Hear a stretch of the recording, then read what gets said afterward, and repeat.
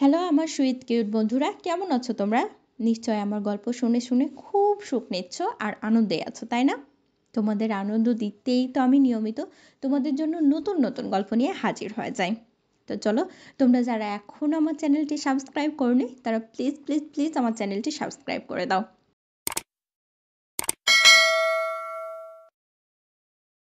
তোমার মুখটাকে এত সুন্দর লাগছে এই আলোতে কেন? মনে হয় সারা জীবন বসে শুধু তোমাকেই দেখি। সাইমা হেসে বলল, তাহলে অন্য কিছু করবে না? আদনান ঠোঁটের কোণে মিষ্টি হেসে এনে বলল,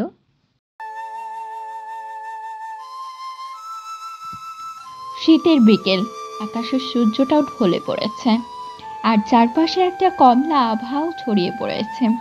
ঘরের ভেতরে নরম আলো আর পর্দার ফাঁক দিয়ে সূর্যের শেষ আলো এসে পড়ছে বিছানার সাদা চাদরের উপর।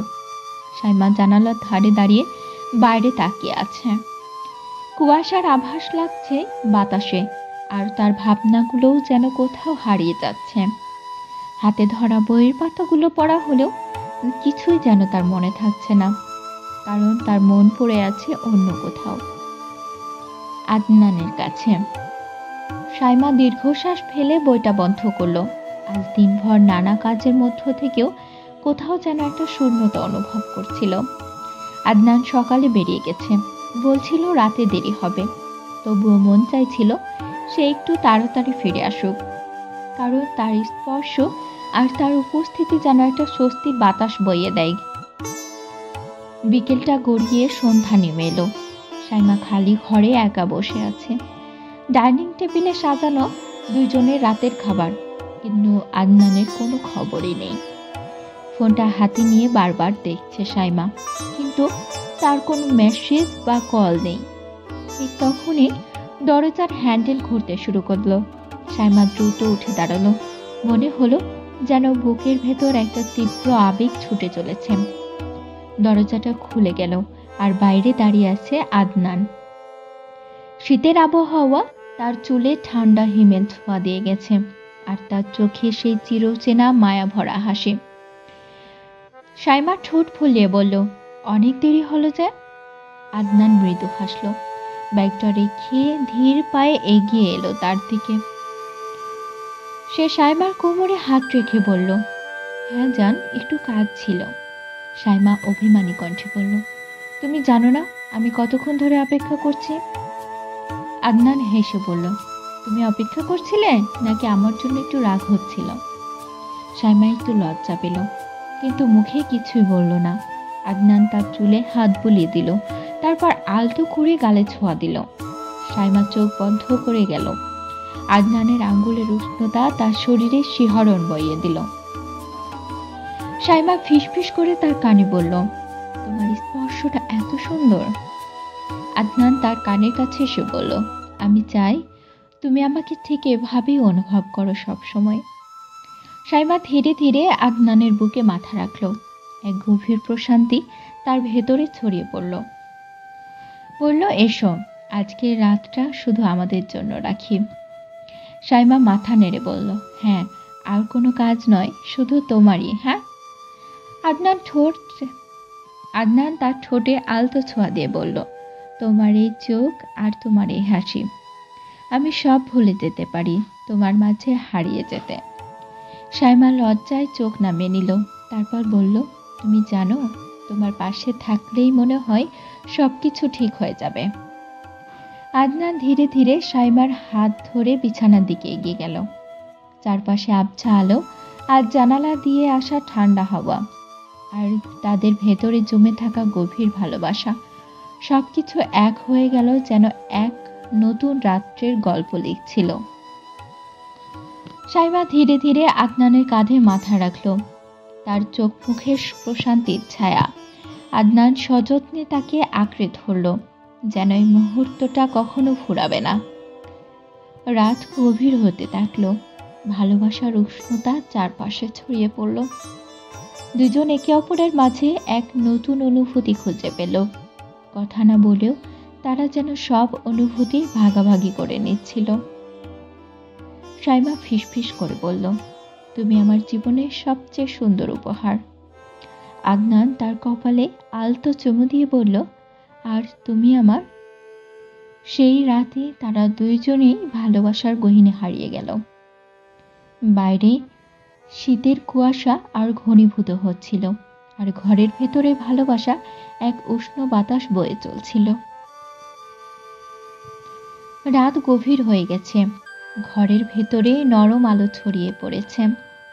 জানালার বাইরে চাঁদের আলো যেন ধীরে ধীরে তাদের মুহূর্তগুলোকে আরো মায়াময় করে তুলেছে। সাইমা বিছানার উপরে বসে আছে, আর আদনান তার পাশে বসে হেলান দিয়ে শুয়ে আছে। এক দৃষ্টিতে তাকিয়ে আছে সাইমার দিকে। সাইমার চোখে একরাশ ভালোবাসা, মৃদু হাসিতে যেন এক অদ্ভুত প্রশান্তি ছড়িয়ে পড়েছে। সাইমা একটু লজ্জা পেয়ে বলল, কি দেখছো এভাবে? আদনান হাসল। তার আঙ্গুলগুলো সাইমার চুলের মাঝে আলতো করে খেলা করছিল। তোমার মুখটাকে এত সুন্দর লাগছে এই আলোতে কেন? মনে হয় সারা জীবন বসে শুধু তোমাকেই দেখি। সাইমা হেসে বলল, তাহলে অন্য কিছু করবে না? আদনান ঠোঁটের কোণে মিষ্টি হাসি এনে বলল, তোমার সাথেই তো জীবন কাটাতে চাই। এই এক মুহূর্তেও যেন আমার সব। সাইমা ধীরে ধীরে তার কপালে আলতো ছোঁয়া দিল। তারপর ফিসফিস করে বলল, আমি চাই এই রাতটা যেন কখনো শেষ না হয়। তুমি আর আমি, শুধু আমরা দুজন। আদনান একটানা তাকিয়ে রইল তার চোখে। তারপর ধীরে ধীরে তাকে বুকে টেনে নিল। সাইমা অনুভব করল আদনানের বুকের তপ্ত স্পন্দন, যেন একটা নীরব আশ্বাস, আর হৃদয়ের গহীনে ছড়িয়ে পড়েছে। সাইমা চোখ বন্ধ করে বলল, তুমি জানো, তোমার স্পর্শে একটা অদ্ভুত শান্তি পাই। সব দুঃখ আর সব কষ্ট ভুলে যাই। আদনান সাইমার গালে আলতো হাত রাখল, বলল, তুমি আমার জীবনের সবচেয়ে বড় আশীর্বাদ। তোমার হাসি, তোমার কথা আর তোমার ছোঁয়া, সব কিছুতেই আমি জীবনের মানে খুঁজে পাই। সাইমা তার হাত ধরে বলল, তুমি ছাড়া আমি অসম্পূর্ণ আদনান। আদনান ধীরে ধীরে তার ঠোঁট সাইমার কপালে রাখল। তারপর বলল, তাহলে আসো, আজ রাতটাকে আরো সুন্দর করি। সাইমা চোখের পাতায় এক বিন্দু আবেগের আলো ছড়িয়ে বলল, তুমি ছাড়া আমার সবই শূন্য। আদনান মৃদু হেসে বলল, তাহলে পূর্ণতা দিচ্ছি। এই বলেই সে সাইমাকে আরো শক্ত করে কাছে টেনে নিল। ঘরের বাতাসে ভালোবাসার মিষ্টি গন্ধ ছড়িয়ে পড়ল। সময় যেন থেমে গেল তাদের ভালোবাসার গভীর আবেশে। দুজন একে অপরের মাঝে হারিয়ে যেতে লাগলো। বাইরের রাত নিস্তব্ধ হলেও তাদের হৃদয়ের স্পন্দনে যেন নতুন এক দিনের সূচনা হচ্ছিল। সেই রাতে ভালোবাসার উষ্ণতায় তাদের মাঝের মধ্যে সেই রাতের ভালোবাসার উষ্ণতা তাদের দুজনের মাঝে সমস্ত দূরত্বকে দূর করে দিয়েছিল। শীতের কুয়াশা আর ঘরের বাইরে যতই গভীর হোক, ভেতরে তাদের অনুভূতিগুলো ছিল উষ্ণ, ভালোবাসার নিঃশ্বাসে ভরা। ভোরের আলোয় ফোটার আগে সাইমা আদনানের বুকে মাথা রেখে বলল, ভালোবাসার গভীরতা এত সুন্দর হতে পারে আগে কখনো বুঝিনি। আর আদনান তার চুলে হাত বুলিয়ে বলল, তুমি আমার পাশে থাকলেই জীবনটা সুন্দর।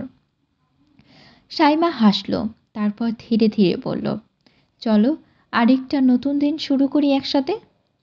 আদনান মৃদু হাসল। দুইজন একে অপরকে আরো শক্ত করে জড়িয়ে ধরল, আর ঘর জুড়ে ছড়িয়ে পড়ল ভালোবাসার গভীর অনুভূতির এক অদৃশ্য সুর।